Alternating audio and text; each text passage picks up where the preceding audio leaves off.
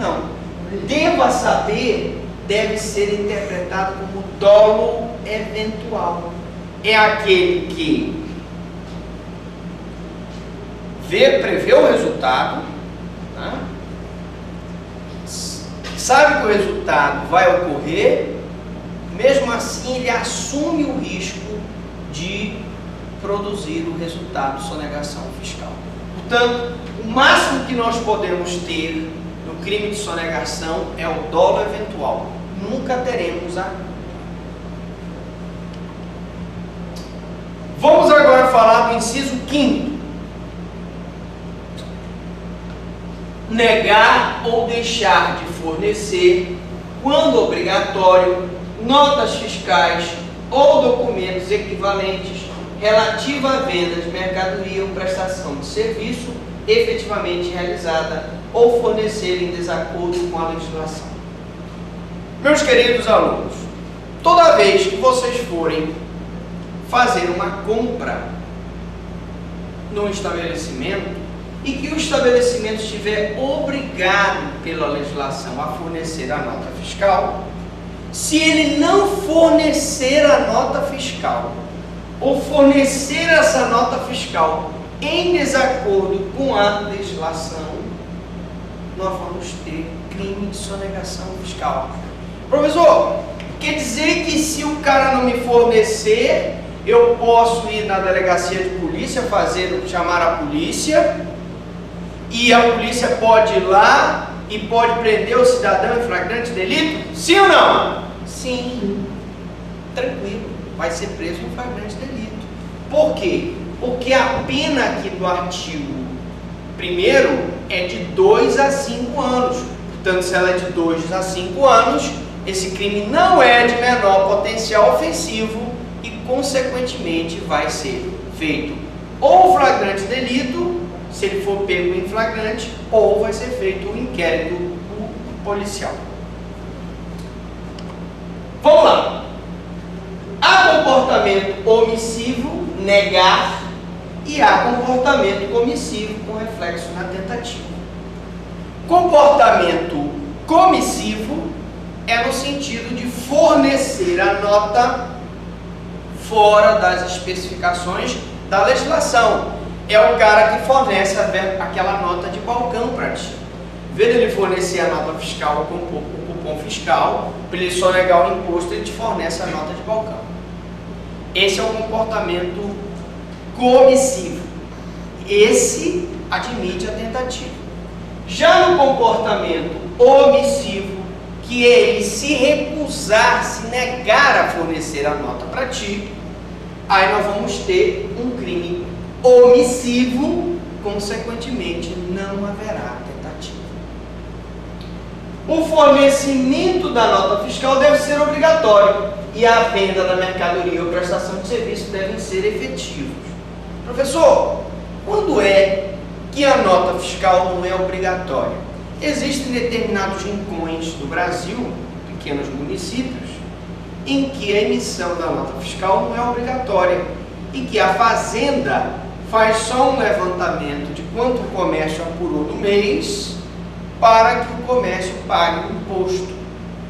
Então, nesses casos, o fornecimento de nota não é obrigatório e, consequentemente, nós não vamos ter a sonegação fiscal.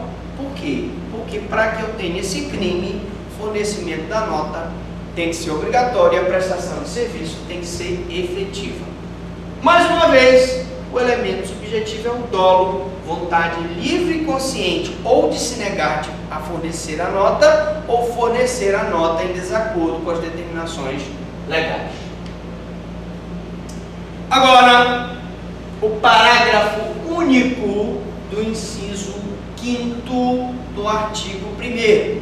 Ele diz o seguinte: a falta de atendimento da exigência da autoridade no prazo de 10 dias, que poderá ser convertido em horas em razão da maior ou menor complexidade da matéria ou de dificuldade quanto ao atendimento da exigência, caracteriza a infração prevista no inciso 5º.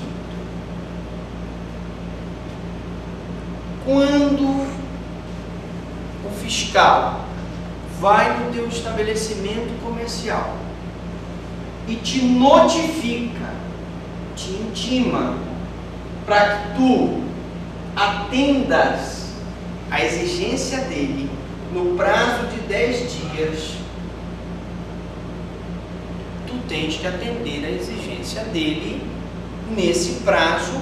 Se ele converter em horas, em razão da complexidade, tu vais ter que atender em horas. Se for em dias, tu vais ter que atender em dias. Professor, e se eu não atender? Qual seria essa exigência?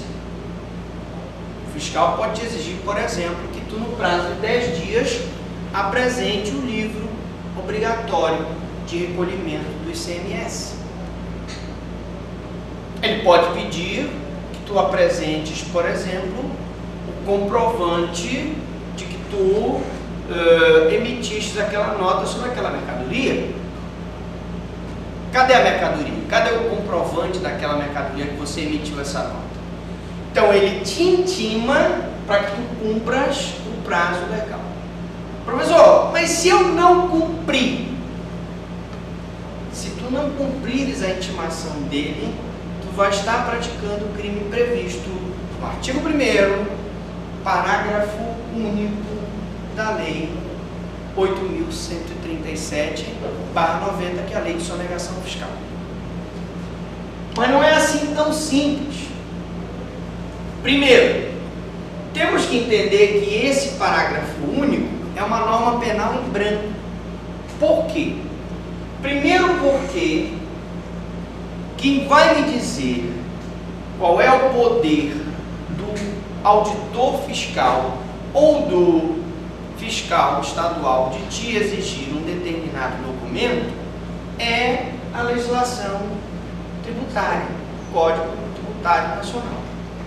Segundo, é o Código Tributário Nacional ou a legislação de alguns impostos que vai me dizer quais são os documentos obrigatórios que o fiscal tem que te exigir. Então, trata-se de uma norma penal em branco. O que é norma penal em branco? Quando a norma penal precisar ser complementada por outra norma, nós vamos ter uma norma penal em branco. Caso da droga. Na lei de drogas nós vimos que não existe nenhum dispositivo na lei de droga que diga quais são as substâncias que são consideradas droga. Tem? Não tem. Você tem que ir para a portaria da Anvisa, e a portaria da Anvisa que vai te dizer que a maconha é droga, que a cocaína é droga, que o crack é droga.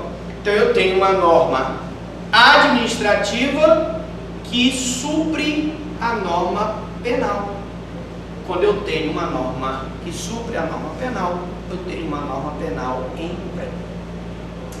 Bom, o prazo é de 10 dias para atendimento da intimação. Esse prazo começa a correr da intimação. Mas existe entendimento do Roberto de Comain, atenção, existe entendimento do Roberto de Comain que mesmo que o fiscal tenha te intimado em horas para que tu prestes, apresente o documento, apresente o livro, só estará caracterizado esse crime se tu não cumprires a intimação em 10 dias. Tá bom? Outra questão em relação a esse crime. Trata-se de crime material ou trata-se de crime de mera conduta? Nós já explicamos aqui que todos os crimes previstos no artigo 1º são crimes materiais.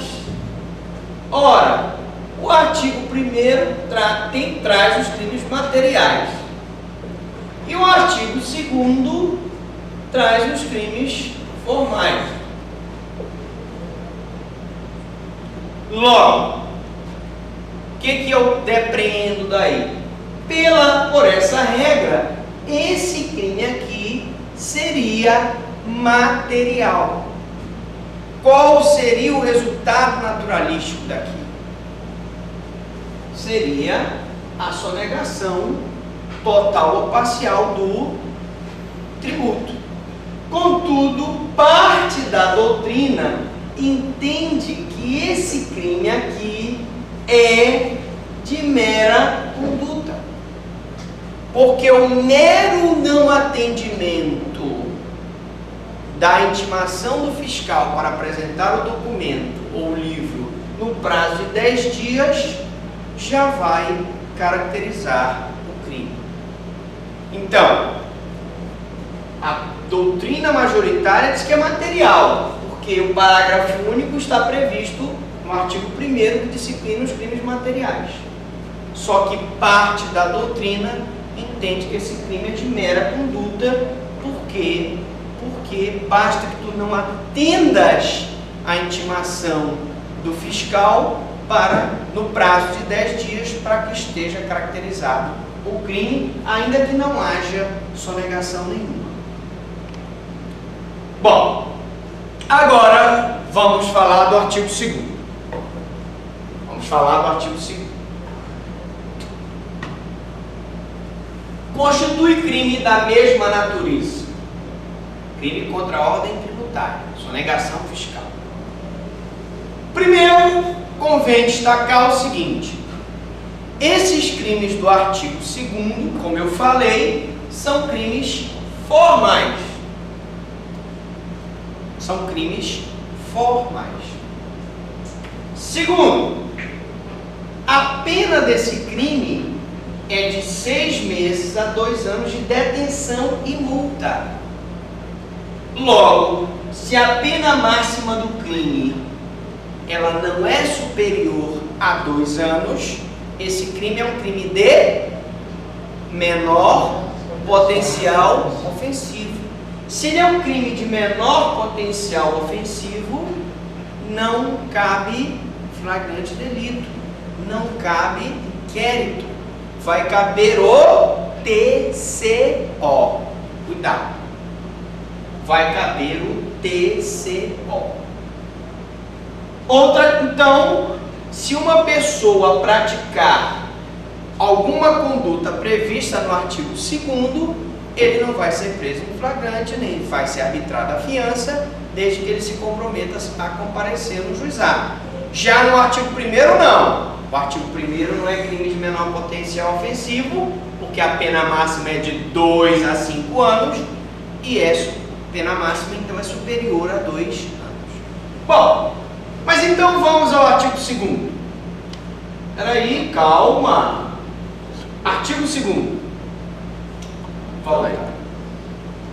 Deixar de recolher no prazo legal valor de tributo ou contribuição social descontado ou cobrado na qualidade de sujeito passivo de obrigação que deveria recolher aos cofres públicos. É o caso, por exemplo, de tu deveres um tributo, tu tens um prazo para recolher esse tributo, tu não recolhes. Ou tributo, ou contribuição social. Tu não recolhes. Nesse caso, tu estás enquadrado no inciso 2º. Vamos agora explorar. Sujeito ativo é pessoa que viola o bem jurídico tutelado pelo Estado. Nesse caso aqui, o sujeito ativo é quem deixa de pagar o tributo no prazo legal. Veja que esse inciso 2º do artigo 2º da Lei de Sonegação, ele é uma espécie de apropriação indébita de tributos. Professor, por que eu não tipifico então na apropriação indébita do Código Penal? Porque